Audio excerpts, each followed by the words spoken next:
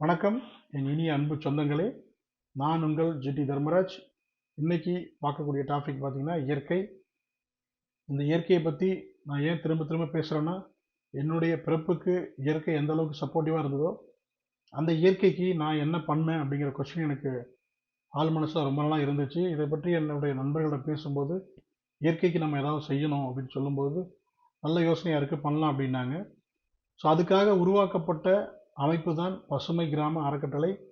இந்த அறக்கட்டளை மூலயமா நாங்கள் என்ன பண்ணுறோம் அப்படின்னா, ஊரில் இருக்கக்கூடிய ஏரி குளங்களை தூர்வாரிட்டு ஏரி கரைகளில் பார்த்திங்கன்னா மரங்களை நட்டு பராமரிக்கிறோம். கடந்த 4 வருடங்களாக 50க்கும் மேற்பட்ட மரங்களை நட்டு வச்சுருக்கிறோம். மிகப்பெரிய அளவில் வளர்ந்துருக்கு.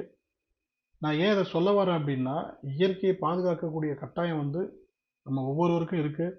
இதை கண்டிப்பாக நம்ம பாதுகாத்தே ஆகணும் சூழ்நிலையில் இருக்கோம்.